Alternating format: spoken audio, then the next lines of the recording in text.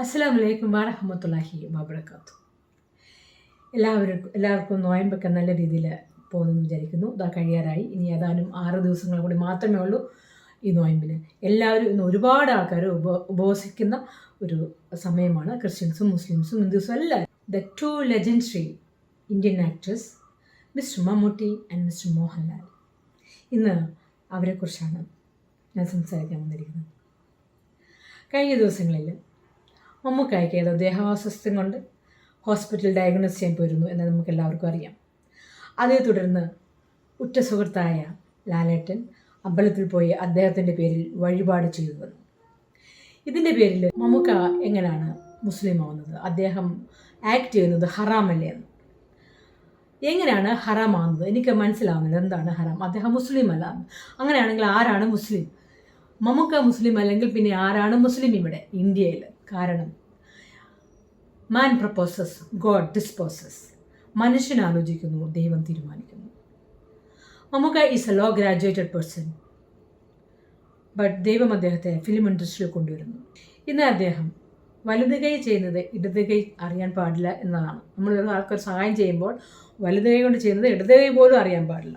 അതുകൊണ്ട് തന്നെ അദ്ദേഹം ഒരുപാട് ചാരിറ്റികൾ, മമ്മൂക്കായും ലാലേട്ടും എല്ലാവരും ഒരുപാട് ആക്ടേഴ്സ് ഇവിടെ ചാരിറ്റികൾ ചെയ്യുന്നുണ്ട്. അത് ഹിന്ദു എന്നോ ക്രിസ്ത്യാനിയെന്നോ മുസ്ലിം എന്നോ എന്ന് നോക്കാതെ ജാതി മതഭേദമന്യേ അദ്ദേഹം ഒരുപാട് ചാരിറ്റികൾ ഇവിടെ ഇന്ത്യയിൽ ചെയ്യുന്നുണ്ട്.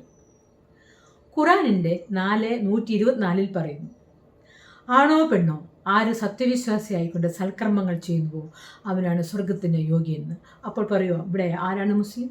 ഇന്ത്യയ്ക്ക് തന്നെ യൂണിറ്റി ഇൻ ഡൈവേഴ്സിറ്റിയാണ് ലാലേട്ടൻ ചെയ്ത മഹാപ്രവൃത്തി. ഉറ്റ സുഹൃത്തായ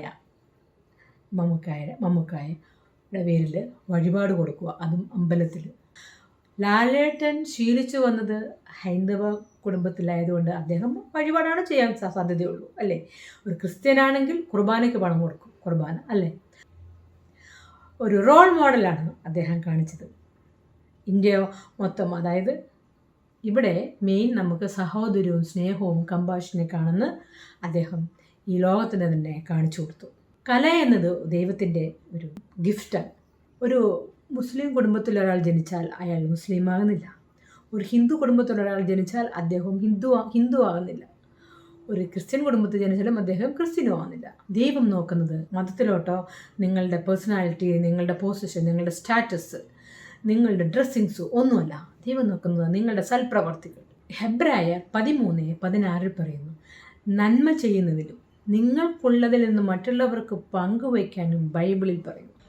അതുപോലെ തന്നെ മത്തായി 5:16 പറയുന്നു, അപ്രകാരം മനുഷ്യർ നിങ്ങളുടെ സൽപ്രവർത്തികൾ കണ്ട് നിങ്ങളുടെ സ്വർഗസ്ഥനായ പിതാവിനെ മഹത്വപ്പെടുത്തേണ്ടതിന് നിങ്ങൾ ഒരു പ്രകാശമായിരിക്കുക മറ്റുള്ളവരുടെ മുമ്പിൽ. ഇനി ഭഗവത്ഗീതയിൽ 4-ാമത്തെ ചാപ്റ്റർ 23 എന്താ പറയുക നോക്കാം. ഭൗതിക പ്രകൃതിയുടെ ഗുണങ്ങളാൽ ബദ്ധനാകാതെ അതീന്ദ്രിയ ജ്ഞാനത്താൽ സ്ഥിതി ചെയ്യുന്നവരുടെ കർമ്മങ്ങൾ എപ്പോഴും ദിവ്യതയിൽ വലയം പ്രാപിക്കുന്നു. നോക്ക്, 3 സ്ക്രിപ്ചറും നല്ല പ്രവർത്തികൾ ചെയ്യുന്നു അവരാണ് ദൈവത്തിന് മുമ്പിൽ ഒന്നാമതായിട്ട് നിൽക്കേണ്ടവർ. നമ്മൾ മറ്റുള്ളവരെ വിധിക്കാൻ നമ്മൾ ആരുമല്ല. സ്വന്തം കണ്ണിൽ വലിയ തടി കിടക്കുക, എന്നിട്ട് മറ്റുള്ളവരുടെ കണ്ണിലെ കരട് നോക്കുന്ന സമൂഹമാണ് ഇന്ന്. പ്രത്യേകിച്ച് ഞാൻ സംസാരിക്കുന്നത് ന്യൂ ജനറേഷൻ്റെയാണ്, ന്യൂ ജനറേഷൻ കുട്ടികളോടാണ്. നിങ്ങൾ ഉണരൂ. നമ്മളുടെ ഹോളി സ്ക്രിപ്ചറിൽ ഇല്ലാത്ത കാര്യങ്ങൾ ആരായാലും അത് എടുത്ത് പ്രചരിപ്പിക്കുന്ന ആരായാലും അവർക്കെതിരെ നിയമ നടപടി എടുക്കണം. കാരണം അവർ നമ്മുടെ സമൂഹത്തിൽ കുഴപ്പം സൃഷ്ടിക്കുകയാണ്. ഒരു നല്ല കാര്യം ചെയ്യുമ്പോൾ ഇന്നും നമ്മുടെ നാട്ടിലുള്ളവർക്ക് അവരെ പ്രശംസിക്കാൻ അറിയത്തില്ല എന്നതാണ് ഏറ്റവും വലിയൊരു ഡ്രോബാക്ക്. അള്ളാഹുവിൻ്റെ കാഴ്ചപ്പാടിൽ ആരൊക്കെയാണ് ചാരിറ്റികൾ ചെയ്യുന്നത്? മറ്റുള്ളവർക്ക് നമുക്കുള്ളതിൽ നിന്നും മറ്റുള്ളവർക്ക് പങ്കുവയ്ക്കുന്നവരാണ് ദൈവത്തിന് മുമ്പിൽ ഒന്നാമൻ. ഡു ഗുഡ് ഡീഡ്, സൽപ്രവർത്തികൾ ചെയ്യുക. അപ്പം എല്ലാവരും ഈ ഒരു പുണ്യമാസത്തിൽ നോയമ്പ് നോക്കുന്ന എല്ലാവരും, നോയമ്പ് നോക്കാത്തവരെല്ലാവരെയും അള്ളാഹു സമൃദ്ധമായി അനുഗ്രഹിക്കട്ടെ.